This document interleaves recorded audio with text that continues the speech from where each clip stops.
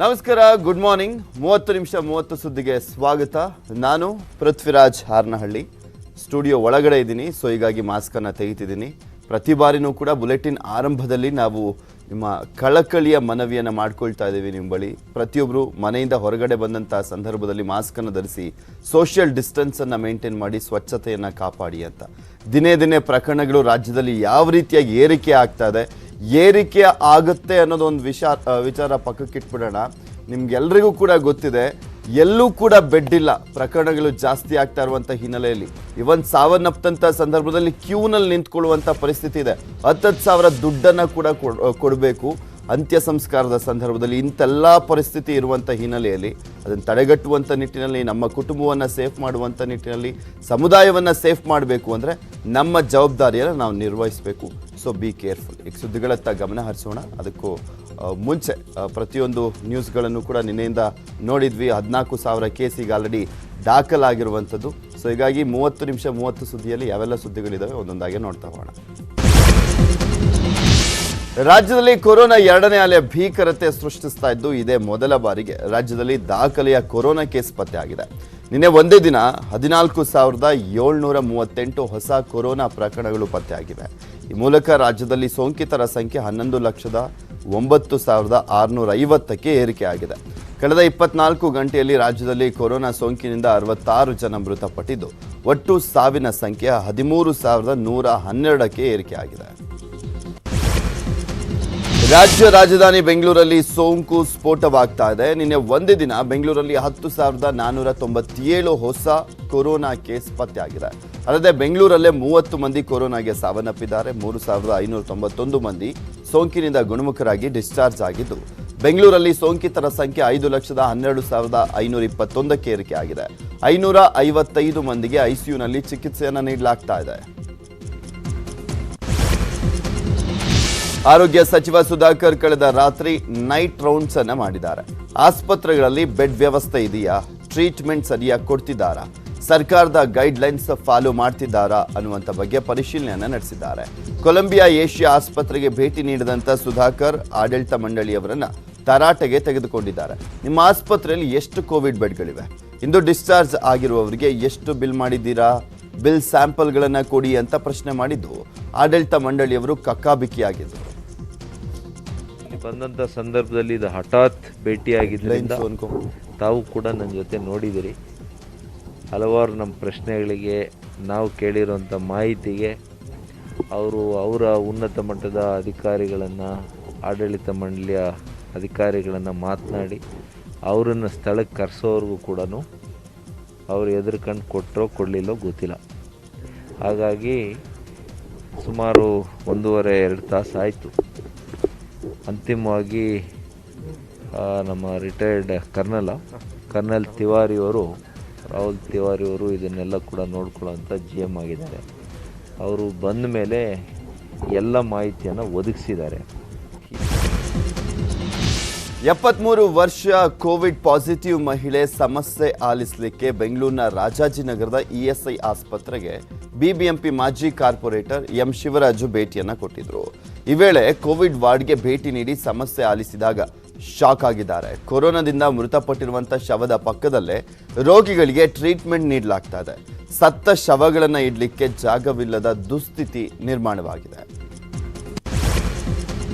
ಮತ್ತೊಂದು ಕಡೆ ಕೋವಿಡ್ನಿಂದ ಸತ್ತವರ ಅಂತ್ಯ ಸಂಸ್ಕಾರಕ್ಕೆ ಸಾವಿರಾರು ರೂಪಾಯಿ ಕೇಳ್ತಾರೆ ಅನ್ನುವಂಥ ಆರೋಪ ಕೇಳಿ ಬಂದಿದೆ. ಹಣ ಕೊಟ್ಟರೆ ಅಂತ್ಯ ಸಂಸ್ಕಾರ ಮಾಡ್ತಾರಂತೆ, ಇಲ್ಲ ಅಂದ್ರೆ ಸುಮ್ಮನೆ ಕಾಯಿಸ್ತಾರಂತೆ. 5-10 ಸಾವಿರ ಕೊಟ್ಟರೆ ಮಾತ್ರ ಬೇಗ ಅಂತ್ಯ ಸಂಸ್ಕಾರ ಮಾಡ್ತಾರಂತೆ. ದುಡ್ಡು ಕೊಟ್ಟಿಲ್ಲ ಅಂದ್ರೆ ಹಿಂದೆ ಬಂದವರಿಗೆ ಅವಕಾಶ ಮಾಡಿಕೊಡ್ತಾ ಇದ್ದಾರೆ. ಸುಮನಹಳ್ಳಿ, ಬನಶಂಕರಿ ಹಾಗೂ ಎಲೆಕ್ಟ್ರಾನಿಕ್ ಸಿಟಿ ಚಿತಾಗಾರದಲ್ಲಿ ಹಣ ವಸೂಲಿ ಮಾಡಿ ಸುಲಿಗೆಯನ್ನ ಮಾಡಲಾಗ್ತಾ ಇದೆಯಂತೆ. ಚಿತಾಗಾರದಲ್ಲಿರುವಂಥ ಸಿಬ್ಬಂದಿ ರೆಸಿಪ್ಟ್ ಕೊಡದೆ ಹಣವನ್ನ ಪಡಿತಾ ಇದ್ದಾರೆ ಅಂತ ಹೇಳಲಾಗ್ತಾ ಇದೆ.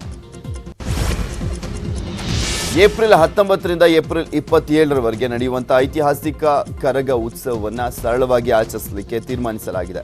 ಈ ಬಗ್ಗೆ ಮಹತ್ವದ ಸಭೆ ನಡೆದಿದ್ದು, ಸಭೆ ಬಳಿಕ BBMP ಆಯುಕ್ತ ಗೌರವ್ ಗುಪ್ತಾ ಸ್ಪಷ್ಟನೆಯನ್ನು ಕೊಟ್ಟಿದ್ದಾರೆ. ಕರಗ ಆಚರಣೆಯ ದೇವಾಲಯದ ಸುತ್ತಮುತ್ತ ಸಾಕಷ್ಟು ಪ್ರಕರಣಗಳು ಕಂಡು ಬಂದಿವೆ. ಇದರಿಂದ ಅದ್ದೂರಿಯಾಗಿ ಕರಗ ಆಚರಣೆ ಮಾಡಲಿಕ್ಕೆ ಸಾಧ್ಯ ಆಗ್ತಾ ಇಲ್ಲ. 2 ದಿನಗಳ ಬಳಿಕ ಜಿಲ್ಲಾಧಿಕಾರಿಗಳ ನೇತೃತ್ವದಲ್ಲಿ ಮತ್ತೊಂದು ಸಭೆಯನ್ನು ನಡೆಸಲಾಗುತ್ತೆ.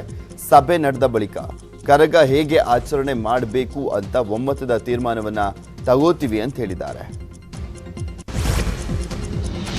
ಬೆಂಗಳೂರಿನಲ್ಲಿ ಕೊರೋನಾದಿಂದ ಸಾವನ್ನಪ್ತಾ ಇರುವಂತವರ ಸಂಖ್ಯೆ ಏರಿಕೆ ಆಗ್ತಲೇ ಇದೆ. ಸುಮನಹಳ್ಳಿ ಚಿತಾಗಾರದಲ್ಲಿ ಇಂದು ಸಹ ಆಂಬ್ಯುಲೆನ್ಸ್ ಸಾಲಾಗಿ ನಿಂತಿವೆ. ಅಂದರೆ ನಿನ್ನೆ ಅಂತ್ಯ ಸಂಸ್ಕಾರಕ್ಕೆ ಚಿತಾಗಾರದಲ್ಲಿ ಹೆಣಗಾಟ ಮುಂದುವರೆದಿದ್ದು, ಅಂತ್ಯ ಸಂಸ್ಕಾರಕ್ಕಾಗಿ ಸರತಿ ಸಾಲಿನಲ್ಲಿ ಆಂಬ್ಯುಲೆನ್ಸ್ಗಳು ಕ್ಯೂನಲ್ಲಿ ನಿಂತಿರುವಂಥದ್ದು. ಯಲಹಂಕದ ಮೇಡಿ ಅಗ್ರಹಾರ, ಇನ್ನು ಸುಮನಹಳ್ಳಿ ಚಿತಾಗಾರದಲ್ಲಿ ಸರತಿಯಾಗಿ ನಿಂತಹ ಆಂಬ್ಯುಲೆನ್ಸ್ ವಾಹನಗಳು ಕ್ಯೂ ಆಗಿ ನಿಂತು ಗಂಟೆಗಟ್ಟಲೆ ಕಾಯುವಂಥ ಪರಿಸ್ಥಿತಿ ನಿರ್ಮಾಣವಾಗಿದೆ. ಬೆಂಗಳೂರಿನಲ್ಲಿ ಕೊರೋನಾ ಸೋಂಕು ಹೆಚ್ಚಳವಾಗ್ತಾ ಇದೆ. ಸೋಂಕಿತರನ್ನ ಆಸ್ಪತ್ರೆಗೆ ಕರೆದೊಯ್ಯಲಿಕ್ಕೆ 260 ಹೊರಗುತ್ತಿಗೆ ಆಂಬ್ಯುಲೆನ್ಸ್ಗಳನ್ನು ನಿಯೋಜಿಸಲಾಗಿದೆ. 198 ವಾರ್ಡ್ಗಳಿಗೂ ಬಿಬಿಎಂಪಿ ನಿಯೋಜನೆ ಮಾಡಿರುವಂಥದ್ದು. ಮನೆಯಿಂದಲೇ ಸೋಂಕಿತರನ್ನ ಉಚಿತವಾಗಿ ಆಂಬ್ಯುಲೆನ್ಸ್ನಲ್ಲಿ ಆಸ್ಪತ್ರೆಗೆ ಕರೆದೊಯ್ಯಲಾಗುತ್ತೆ. ಕೊರೋನಾ ಸೋಂಕಿನಿಂದ ಮೃತಪಟ್ಟವರ ಶವವನ್ನು ಸಾಗಿಸಲಿಕ್ಕೆ 49 ಶವ ಸಾಗಾಣಿಕೆ ವಾಹನಗಳನ್ನು ನಿಯೋಜನೆ ಮಾಡಲಾಗಿದೆ. ಅಲ್ಲದೆ ಬಿಬಿಎಂಪಿಯ 13 ವಿದ್ಯುತ್ ಚಿತಾಗಾರದಲ್ಲಿ 7 ಚಿತಾಗಾರ ಕೊರೋನಾಗೆ ನಿಯೋಜಿಸಲಾಗಿದೆ. ಈ ಕುರಿತು ಬಿಬಿಎಂಪಿ ಮುಖ್ಯ ಆರೋಗ್ಯಾಧಿಕಾರಿ ಆದೇಶವನ್ನು ಹೊರಡಿಸಿದ್ದಾರೆ. ಶವ ಸಾಗಾಟಕ್ಕೆ ಹಣ ವಸೂಲಿ ಮಾಡಂಗಿಲ್ಲ ಅಂತ ಆರೋಗ್ಯ ಸಚಿವ ಖಡಕ್ ವಾರ್ನಿಂಗ್ ಅನ್ನು ಕೊಟ್ಟಿದ್ದಾರೆ. ಉಚಿತವಾಗಿ ಶವವನ್ನು ರವಾನೆ ಮಾಡಬೇಕು. ಆಸ್ಪತ್ರೆಗಳಿಗೆ ಸಚಿವ ಸುಧಾಕರ್ ಖಡಕ್ ವಾರ್ನ್ ಮಾಡಿರುವಂಥದ್ದು.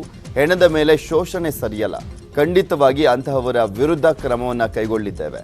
ಕ್ರಿಮಿನಲ್ ಮೊಕದ್ದಮೆ ದಾಖಲಿಸಿ ಕ್ರಮವನ್ನು ಕೈಗೊಳ್ಳಲಾಗುತ್ತೆ ಅಂತ ಆರೋಗ್ಯ ಸಚಿವ ಡಾಕ್ಟರ್ ಕೆ ಸುಧಾಕರ್ ಎಚ್ಚರಿಕೆಯನ್ನು ಕೊಟ್ಟರು. ಪ್ರೈವೇಟ್ ಆಂಬ್ಯುಲೆನ್ಸ್ ಅವರು ಆ ಥರ ಮಾಡಿದರೆ ಖಂಡಿತವಾಗಿಯೂ ಕಮಿಷನರ್ ಆಫ್ ಪೊಲೀಸ್ಗೆ ಹೇಳ್ಬಿಟ್ಟು ಅವ್ರ ಮೇಲೆ ಕ್ರಿಮಿನಲ್ ಮೊಕದ್ದಮೆಯನ್ನು ಹೂಡಿ ಅವ್ರ ಮೇಲೆ ಬಿಗಿಯಾದಂಥ ಕ್ರಮವನ್ನು ತೆಗೆದುಕೊಳ್ಳಬೇಕು. ಇಂಥ ಕಷ್ಟದ ಪರಿಸ್ಥಿತಿಯಲ್ಲಿ ಇವರು ಹೆಣದ ಮೇಲೆ ಈ ಥರ ಶೋಷಣೆ ಮಾಡಿದರೆ ಇದು ಅಮಾನವೀಯವಾಗಿರ್ತಕ್ಕಂಥ ಕೃತ್ಯ, ಯಾರು ಕೂಡ ಮೆಚ್ಚುವಂಥದ್ದು. ಬೆಂಗಳೂರಿನಲ್ಲಿ ದಿನೇ ದಿನೇ ಕೊರೋನಾ ಕೇಸ್ ಹೆಚ್ಚಾಗ್ತಾ ಇದೆ. ಕೊರೋನಾ ಕಟ್ಟಿ ಹಾಕಲಿಕ್ಕೆ ಸಿಲಿಕಾನ್ ಸಿಟಿಯನ್ನ ಲಾಕ್ಡೌನ್ ಮಾಡ್ತಾರಾ ಅನ್ನುವಂಥ ಪ್ರಶ್ನೆ ಎದ್ದಿದೆ. ಇನ್ನು ಈ ಕುರಿತು ಬೆಂಗಳೂರಿನ ಸಚಿವರು ಮಹತ್ವದ ಸಭೆಯನ್ನು ಕರೆದಿದ್ದಾರೆ. ಇಂದು ಬೆಳಗ್ಗೆ 11ಕ್ಕೆ ಬಿಬಿಎಂಪಿ ಕಚೇರಿಯಲ್ಲಿ ಪೂರ್ವ ವಲಯ ಉಸ್ತುವಾರಿ ಸಚಿವರಾದಂಥ ವಿ ಸೋಮಣ್ಣ ಸಭೆಯನ್ನ ನಡೆಸಲಿದ್ದಾರೆ. ಸಭೆಯಲ್ಲಿ ಸಂಸದರು, ಶಾಸಕರು, ವಿಧಾನ ಪರಿಷತ್ ಸದಸ್ಯರು ಹಾಗೂ ಹಿರಿಯ ಅಧಿಕಾರಿಗಳ ಜೊತೆ ಸಮಾಲೋಚನೆಯನ್ನ ನಡೆಸಲಿದ್ದಾರೆ. ಸಂಜೆ 5ಕ್ಕೆ ಮಹಾಲಕ್ಷ್ಮಿ ಲೇಔಟ್ ವಿಧಾನಸಭಾ ಕ್ಷೇತ್ರದಲ್ಲಿ ಸಚಿವ ಗೋಪಾಲಯ್ಯ ಸಭೆಯನ್ನು ನಡೆಸಲಿದ್ದಾರೆ. ಕೊರೋನಾ ನಿಯಂತ್ರಣಕ್ಕೆ ಮತ್ತಷ್ಟು ಬಿಗಿಯಾದಂಥ ಕ್ರಮ ಕೈಗೊಳ್ಳುವಂತ ಸಾಧ್ಯತೆ ಇದೆ. ಉತ್ತರಾಖಂಡದ ಹರಿದ್ವಾರದಲ್ಲಿ ನಡೀತಾ ಇರುವಂತಹ ಮಹಾಕುಂಭ ಮೇಳದಲ್ಲಿ ಕೊರೋನಾ ಸ್ಫೋಟವಾಗ್ತಾಲೇ ಇದೆ. ಕೊರೋನಾ ಸೋಂಕಿತರ ಸಂಖ್ಯೆ ಗಣನೀಯವಾಗಿ ಹೆಚ್ಚಳವಾಗ್ತಾ ಇದ್ದು, ಕೇವಲ 5 ದಿನಗಳ ಅಂತರದಲ್ಲಿ ಸೋಂಕಿತರ ಸಂಖ್ಯೆ 1700ಕ್ಕೆ ಏರಿಕೆಯಾಗಿದೆ. ಹರಿದ್ವಾರ ಕುಂಭಮೇಳದಲ್ಲಿ ಏಪ್ರಿಲ್ 10ರಿಂದ 14ರವರೆಗೆ ಒಟ್ಟು 1701 ಯಾತ್ರಾರ್ಥಿಗಳು ಕೋವಿಡ್ ಸೋಂಕಿಗೆ ತುತ್ತಾಗಿದ್ದಾರೆ. ವಿಶ್ವದ ಅತಿದೊಡ್ಡ ಧಾರ್ಮಿಕ ಕೂಟಗಳಲ್ಲಿ ಒಂದಾಗಿರುವಂತಹ ಕುಂಭಮೇಳದಲ್ಲಿ ಕೋವಿಡ್ ಸೋಂಕಿತರ ಸಂಖ್ಯೆ ಗಣನೀಯವಾಗಿ ಏರಿಕೆಯಾಗ್ತಾ ಇದ್ದು, ಮುಂದಿನ ದಿನಗಳಲ್ಲಿ ಸೋಂಕಿತರ ಸಂಖ್ಯೆ ಮತ್ತಷ್ಟು ಏರಿಕೆಯಾಗುವಂತ ಸಾಧ್ಯತೆ ಇದೆ. ಆದರೂ ಕೂಡ ನಿಗದಿಯಂತೆ ಕುಂಭಮೇಳವನ್ನ ಅಡೆ ಮಾಡ್ತೀವಿ, ಏಪ್ರಿಲ್ 30ರವರೆಗೆ ನಡೆಯುತ್ತೆ ಅಂತ ಅಲ್ಲಿರುವಂತಹ ಅಧಿಕಾರಿಗಳು ಮಾಹಿತಿಯನ್ನು ನೀಡಿದ್ದಾರೆ. ಕೋವಿಡ್ ಚಿಕಿತ್ಸೆಗೆ ಖಾಸಗಿ ಆಸ್ಪತ್ರೆಗಳು ಸ್ಪಂದಿಸ್ತಾ ಇಲ್ಲ. ಕೋವಿಡ್ ರೋಗಿಗಳಿಗೆ ಬೆಡ್ ನೀಡ್ತಾ ಇಲ್ಲ ಅನ್ನುವಂಥ ಆರೋಪ ಕೇಳಿ ಬರ್ತಾ ಇದೆ. ಈ ಕುರಿತು ಮಾತನಾಡಿರುವಂಥ ಆರೋಗ್ಯ ಸಚಿವ ಸುಧಾಕರ್, ಖಾಸಗಿ ಆಸ್ಪತ್ರೆಗಳಲ್ಲಿ ಕೇವಲ 20ರಷ್ಟು ಮಾತ್ರ ಬೆಡ್ಗಳನ್ನು ನೀಡ್ತಾ ಇದ್ದಾರೆ. ಖಾಸಗಿ ಆಸ್ಪತ್ರೆಯವರು ಏನಾದರೂ ಸಮಸ್ಯೆಗಳಿದ್ರೆ ನೇರವಾಗಿ ಬಂದು ಹೇಳ್ಬೋದು, ಇಲ್ಲಾಂದ್ರೆ ಕಳೆದ ವರ್ಷದಂತೆ ಖಾಸಗಿ ಆಸ್ಪತ್ರೆ ಮೇಲೆ ಗಂಭೀರವಾದಂಥ ಕ್ರಮ ಕೈಗೊಳ್ಳಬೇಕಾಗುತ್ತೆ ಅಂತ ಆರೋಗ್ಯ ಸಚಿವ ಎಚ್ಚರಿಕೆಯನ್ನು ಕೊಟ್ಟರು. ಕಳೆದ 15 ದಿವಸದಿಂದ ಹೇಳಿದ್ರು ಕೂಡ ಕೆಲವರು 15%, 20% ಅಷ್ಟೇ ಕೊಟ್ಟಿದ್ದೀರಿ. ಇನ್ನು ಸರ್ಕಾರ ಇದನ್ನ ಗಂಭೀರವಾಗಿ ತೆಗೆದುಕೊಳ್ತಾ ಇದೆ ಅಂತ ಹೇಳಿ ನೇರವಾಗಿ ಫಾಣಾ ಸಂಸ್ಥೆಗೂ ಹೇಳ್ತಾ ಇದ್ದೀನಿ, ಪ್ರತಿಯೊಂದು ಖಾಸಗಿ ಆಸ್ಪತ್ರೆಗೂ ಹೇಳ್ತಾ ಇದ್ದೀನಿ. ಮುಂದಿನ ದಿನಗಳಲ್ಲಿ ನೀವು ತಕ್ಷಣ ಎಚ್ಚೆತ್ತುಕೊಳ್ಳದೆ ಇದ್ರೆ, ಕಳೆದ ವರ್ಷ ನಾವು ಯಾವ ರೀತಿ ಗಂಭೀರವಾದಂತಹ ಕ್ರಮಗಳನ್ನ ತೆಗೆದುಕೊಂಡ್ವಿ ನಿಮ್ಮ ಮೇಲೆ, ಆ ರೀತಿಯ ಕ್ರಮಗಳನ್ನ ತೆಗೆದುಕೊಳ್ಳುವಂಥದ್ದು ನಮಗೆ ಅವಶ್ಯಕತೆ. ಕೊರೋನಾ ಹರಡ್ತಾ ಇರುವಂತಹ ಕಾರಣ ದೇಶದಾದ್ಯಂತ ಇರುವಂತಹ ಭಾರತೀಯ ಪುರಾತತ್ವ ಸರ್ವೇಕ್ಷಣಾ ಇಲಾಖೆ ವ್ಯಾಪ್ತಿಯ ಸಂರಕ್ಷಿತ ಸ್ಮಾರಕಗಳು, ಐತಿಹಾಸಿಕ ತಾಣಗಳು ಮತ್ತು ವಸ್ತು ಸಂಗ್ರಹಾಲಯಗಳಿಗೆ ಸಾರ್ವಜನಿಕರ ಪ್ರವೇಶವನ್ನು ಮೇ 15ರವರೆಗೆ ನಿರ್ಬಂಧಿಸಲಿಕ್ಕೆ ಕೇಂದ್ರ ನಿರ್ಧರಿಸಿದೆ. ಸಂಬಂಧಿಸಿದಂಥ ಪ್ರಾಧಿಕಾರದ ಅನುಮೋದನೆಯೊಂದಿಗೆ ಹೊರಡಿಸಲಾದಂಥ ಈ ಆದೇಶವು ತತ್ಕ್ಷಣದಿಂದಲೇ ಜಾರಿಗೆ ಬರಲಿದೆ ಅಂತ ಎಎಸ್ಐ ನಿರ್ದೇಶಕರು ತಿಳಿಸಿದ್ದಾರೆ. ಇನ್ನು ವಿಜಯನಗರ ಜಿಲ್ಲೆಯ ವಿಶ್ವವಿಖ್ಯಾತ ಹಂಪಿಗೆ ನಿರ್ಬಂಧವನ್ನು ಹೇರಿ ಪುರಾತತ್ವ ಇಲಾಖೆ ಆದೇಶವನ್ನು ಮಾಡಿದೆ. ಮುಂದಿನ ತಿಂಗಳು ಮೇ 15ರವರೆಗೆ ಹಂಪಿಯ ಸ್ಮಾರಕಗಳ ವೀಕ್ಷಣೆಗೆ ನಿರ್ಬಂಧವನ್ನು ಹೇರಲಾಗಿದೆ.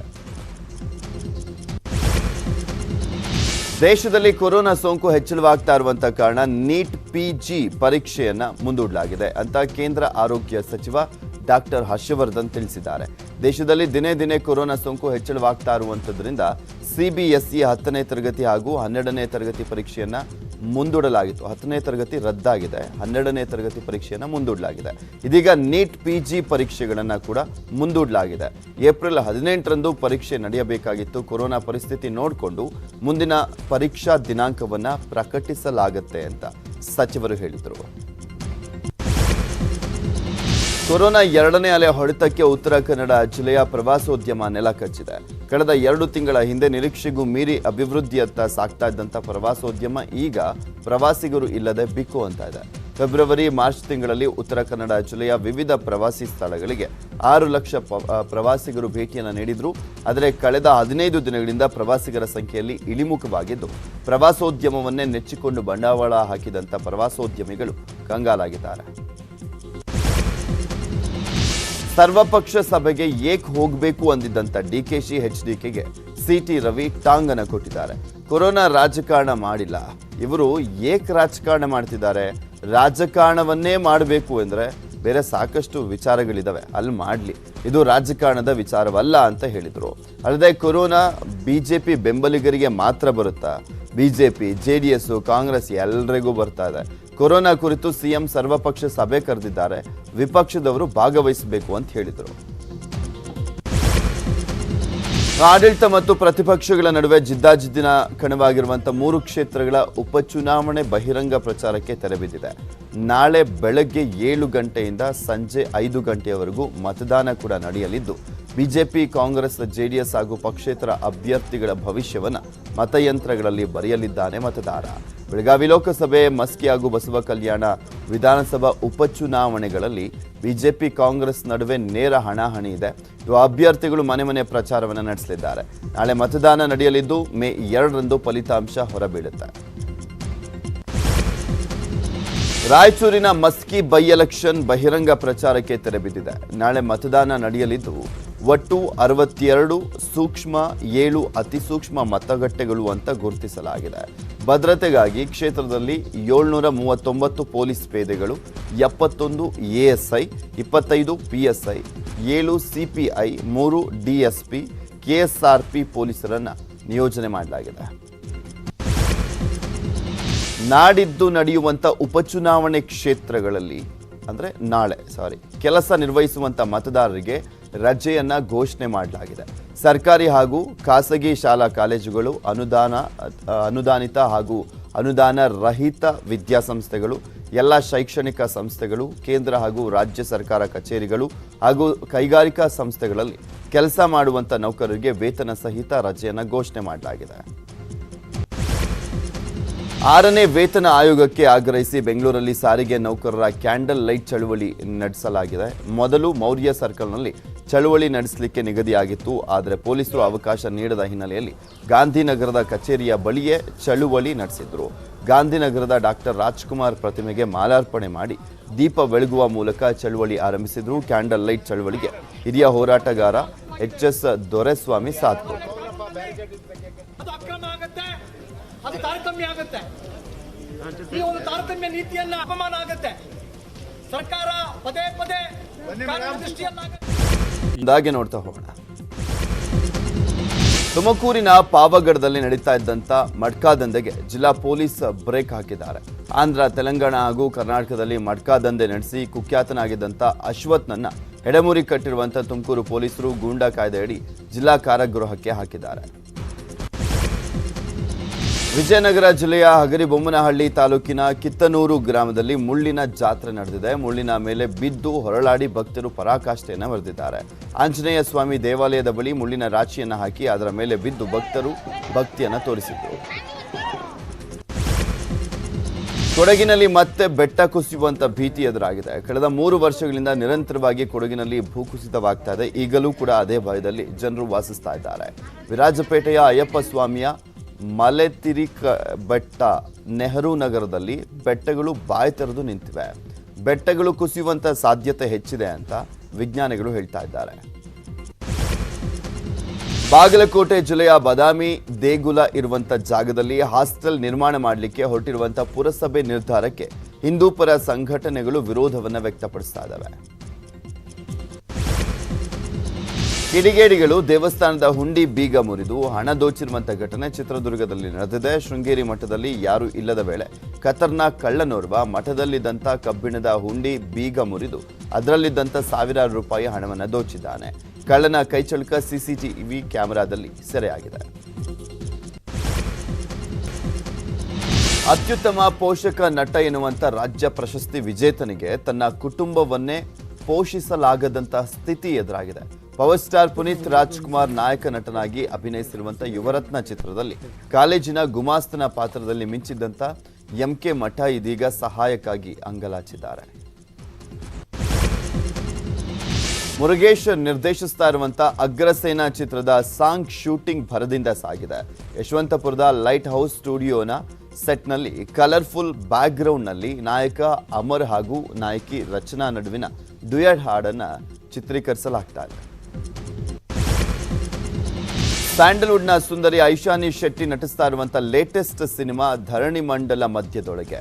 ಗುಲ್ಟು ಖ್ಯಾತಿಯ ನವೀನ್ ಶಂಕರ್ ಚಿತ್ರದಲ್ಲಿ ನಾಯಕನಾಗಿದ್ದು ಶ್ರೀಧರ್ ನಿರ್ದೇಶನದಲ್ಲಿ ಈ ಒಂದು ಚಿತ್ರ ಮೂಡಿ ಬರ್ತಾ ಇದೆ.